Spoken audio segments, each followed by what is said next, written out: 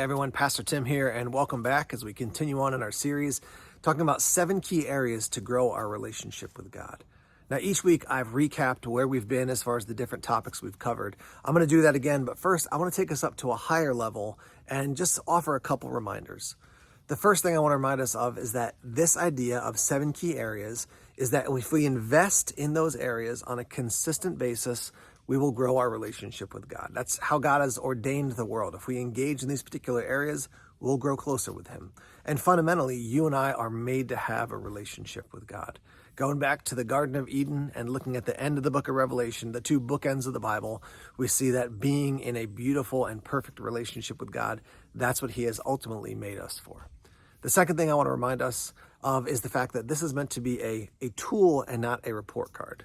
Remember, the idea is not, well, here's 7 areas, I can check the box, hand my sheet into God and have Him say, good, now I love you. No, He loves us because He chooses to love us. That's His very nature. This is not a report card. It's a tool to look in and say, okay, what are my areas of strength and weakness? Where can I grow? Where can I help others? Because this is an area of strength.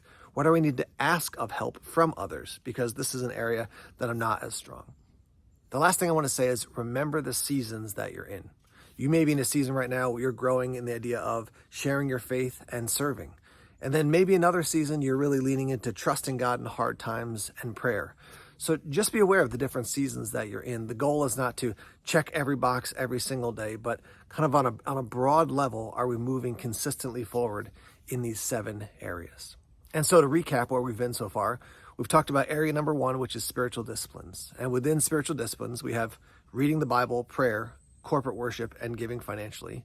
And then we've also talked about area number 2, which is obeying God. Today, we're going to talk about serving others. So as we've done each time, I'm going to talk about the what. What do we even mean by the topic serving others? Why? Why do we do that? And then how? How can we actively engage in this idea of serving others? So let's start with what. Let's talk about that definition, okay? So when I say serving others, most people say, yeah, you're helping other people out. And that's true. But I think specifically from a Christian perspective, from a Christian worldview, rooted and grounded in who Jesus is, we want to understand that serving others is actively showing the love of Christ to others by meeting their needs physically, spiritually, and emotionally. Actively showing the love of Christ to others by meeting their needs physically, spiritually, and emotionally.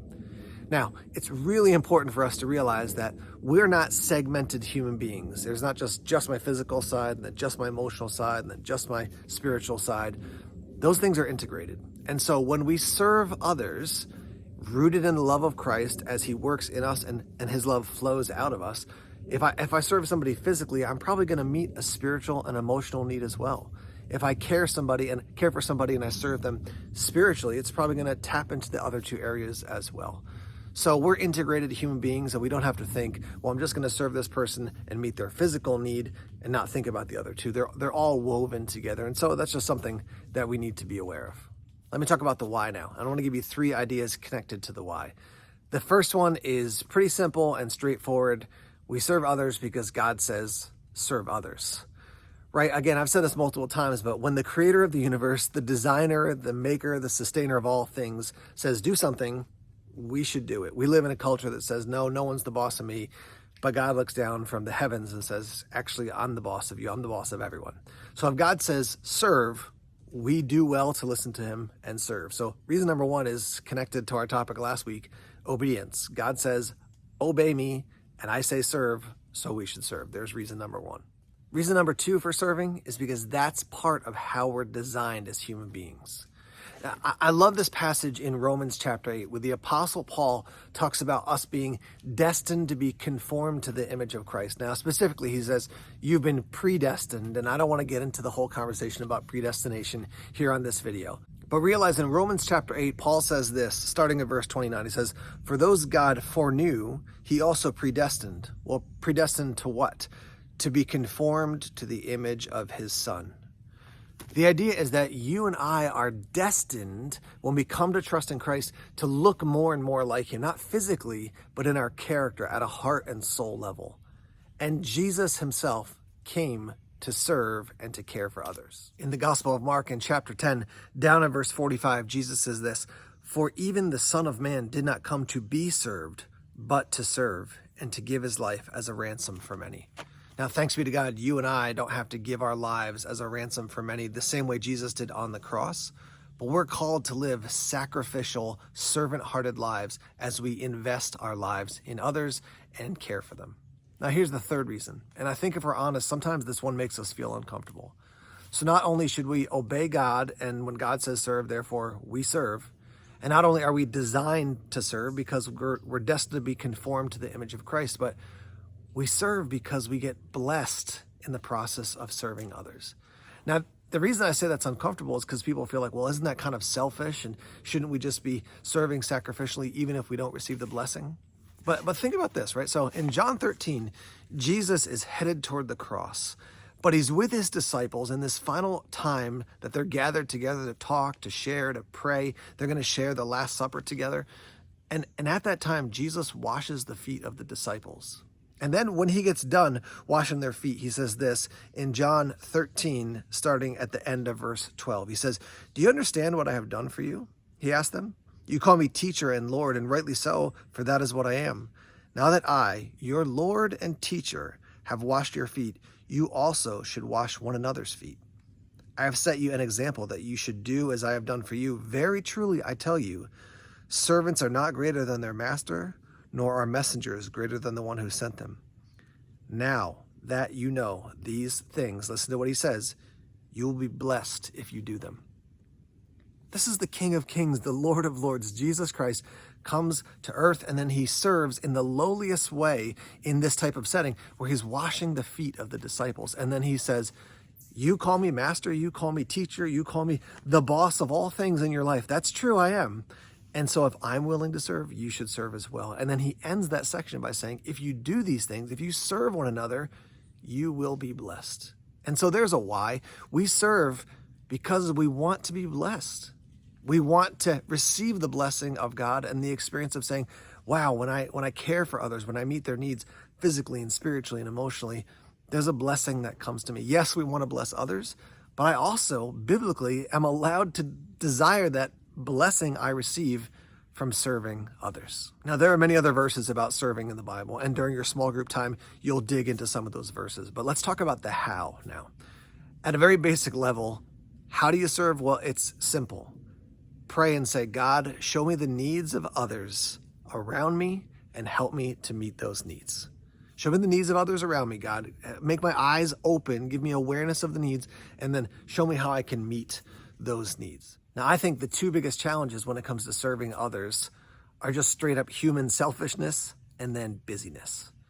Sometimes we don't want to serve others because we're like, well, that's going to cost me, and I don't feel like putting myself out there and having to put in the effort to care for others. So again, it goes back to what Jesus said in John 13. Do I trust that if I actually do that, if I actually serve others, there's a blessing for them and there's a blessing for me as well? So that's a step of faith. That's a step of trust to say, even though I want to focus on myself, that's what my flesh is inclining me toward, I'm actually going to look for the needs of others, pray that God would guide me to those needs, and then God, give me the strength to go out and care for others and to meet those needs by serving them. The other thing is just straight up busyness, right? If we're doing 10,000 things, if we're going 100 miles an hour, it's hard for us to serve others because we feel like we don't have the bandwidth. I would love to serve that person, but I got to run to this next meeting and run to this next event and do this next thing. We have to have margin in our lives if we're going to serve others. And again, serving others can be spontaneous. It can also be organized. Like I know every week I go and I serve at this place or I meet a need at this particular location. Maybe it's serving at a local soup kitchen or at a food pantry or something like that. That's great. But that also, to do that, that necessitates that we have time in our schedule. We can't be drowning in busyness. I can remember back to when I was just out of graduate school. I was just starting to work with the InterVarsity Christian Fellowship. And my friend Nathan and I, we would go out to do something, say at like the mall or a local store. And we just had enough bandwidth in our time that if there was a car stuck on the side of the road, we could help somebody out. If there was some issue going on, we could help meet a need. I remember one time we went to the pet store to get a couple of fish for our fish tank. And the trip was like a 4-hour trip because we helped out 2 different people who had car issues between going from where we lived to the store and back. Now, again, life doesn't always allow for us to just stop everything all the time to meet needs. But we have to have some bandwidth in our life if we're going to be serving others and saying to God, hey, where are the opportunities, God, so I can serve others? Do you hear the geese flying over?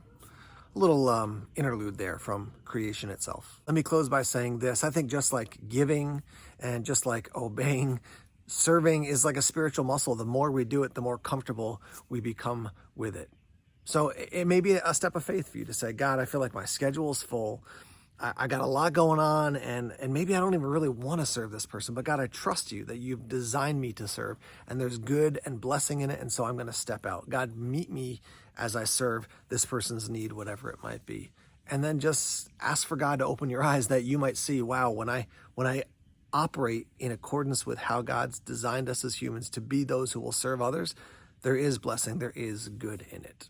All right, that's all for this week. Thanks again for tuning in, and we'll see you soon.